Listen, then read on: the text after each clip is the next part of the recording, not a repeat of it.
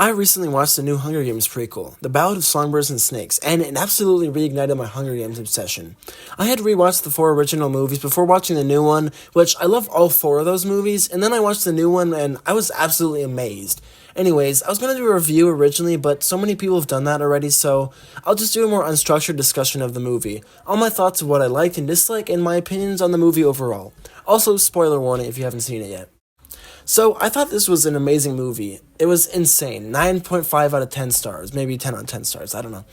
I was just very impressed, and seeing it in the theater was such a great and immersive experience. I also think this is actually better than the two Mockingjay movies. I still think those are really great, but this really surpassed my expectations, and it having the actual games in it makes it more entertaining than those.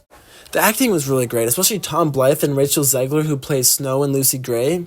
They were both such intriguing and complex characters, representing different sides of humanity, but still being able to bond. Well, until later, but I'll get to that.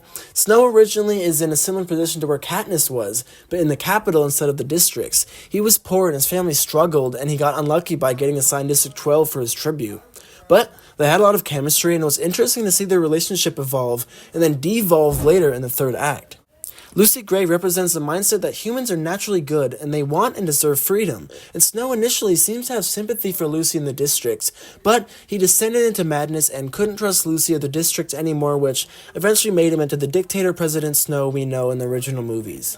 Snow represents the mindset that humans are naturally savages, and the Hunger Games represent what it would be like if the capital wasn't ruling the districts. This is obviously not true, but he basically gets groomed into this mindset by Dr. Gall through her actions in controlling Snow, like forcing him to go into the arena to rescue his friend and kill someone to stay alive.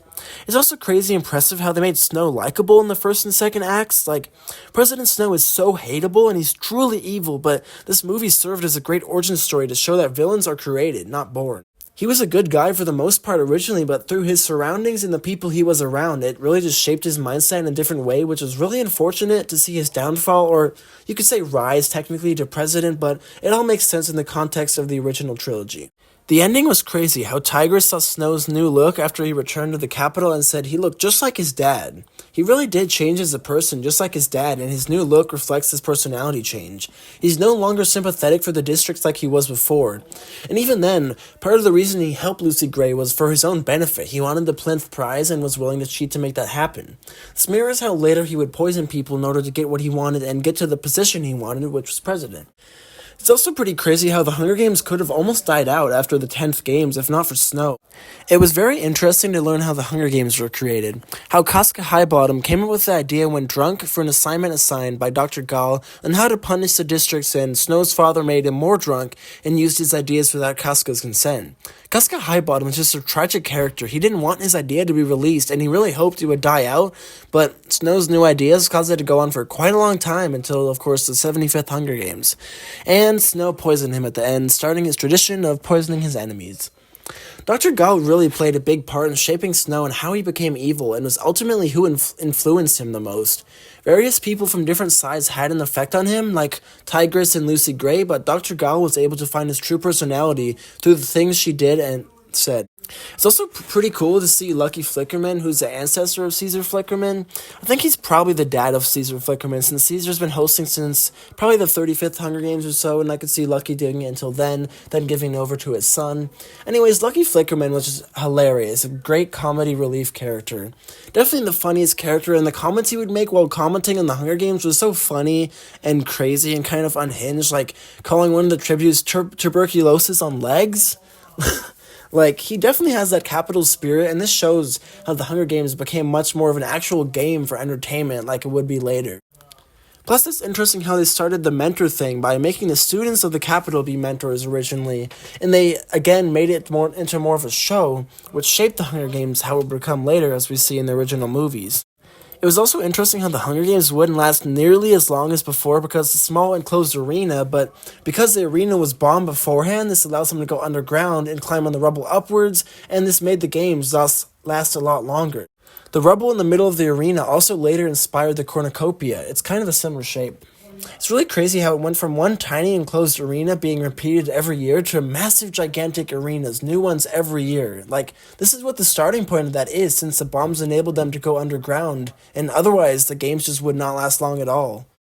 It's also awesome to see the Hanging Tree song return from the original movies, and it must mean that Lucy Gray wrote and created the song, which would later be passed down to Katniss through her dad. The ending parts were somewhat disappointing in a way at first, but also not really, because it made sense and did a very good job at showing how Snow descended into madness and how he would eventually become the evil president. I just kind of want to scream, like, no, don't do that, like, he's becoming evil, but, like, that's the point of this movie, so it makes sense.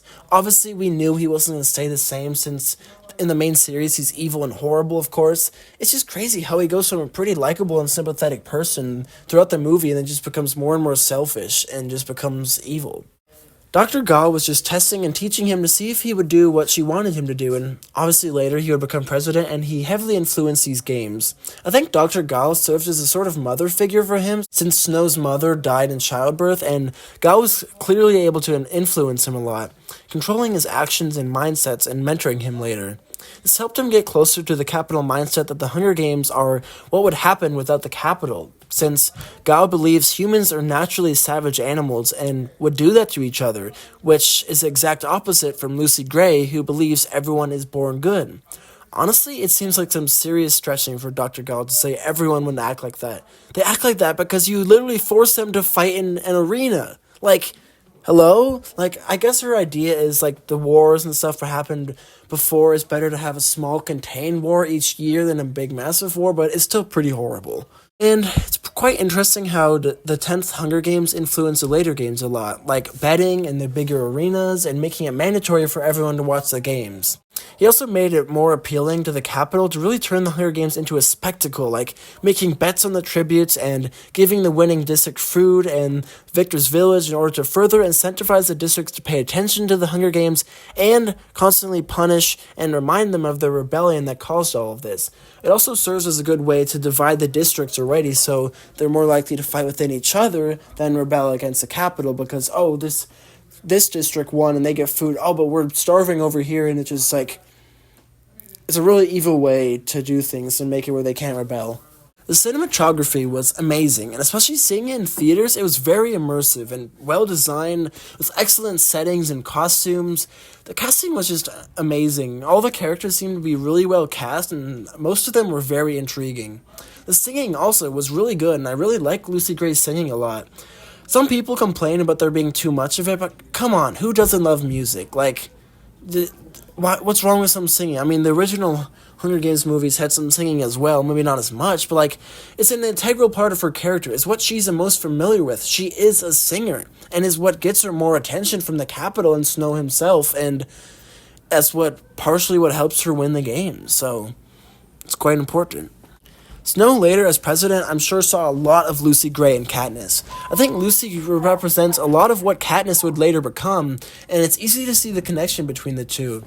I'm sure that was part of Snow's hatred for Katniss, like the Mockingjay pin, being rebellious against the Capitol, the songs she sang, and more. It's pretty genius how Snow used the drones to attack the tributes. I'm sure this is a big part of the reason why they're dropped with parachutes in later games, so they don't do that, they don't slam into the tributes. They clearly weren't working correctly, and they also probably made a much higher amounts to send gifts, so we don't see as many sent later in the games. Also, the cheating in the games that Snow did was really interesting. It was kind of cool to see because it was pretty creative and smart, and even though he did it for someone else's purpose, Lucy Gray, it still relates to his character later where he'll do anything to get what he wants, and in this he's so determined to make her win because he wants to win the prize, so he cheats. This is like how he would poison many people later in life to get rid of people he didn't like. It's just so ironic how he cheats at games to get what he wants, but then later he just can't stand the fact that Katniss cheated. Well, she didn't actually cheat, but in his view, she defied the Capitol in the Nightlockberry incident, and it just shows how much he changed, but also didn't change at the same time.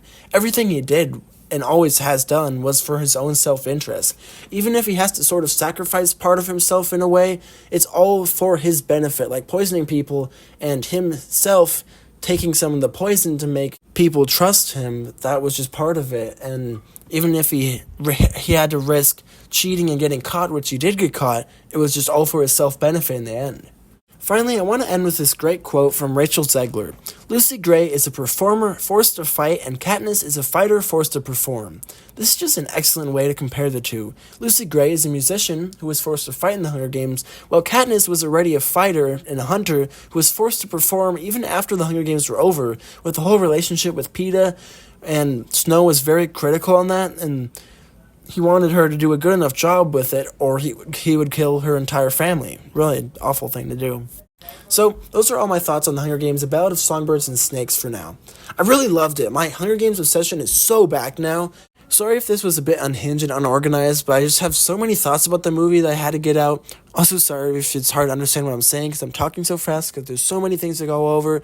But yeah, let me know if you enjoyed this movie, and where does it rank in terms of Hunger Games movies for you? For me, I'd say it's definitely third behind Catching Fire and the original Hunger Games. That definitely surprised me since I love all 4 original movies a lot, but that just shows how great this series is.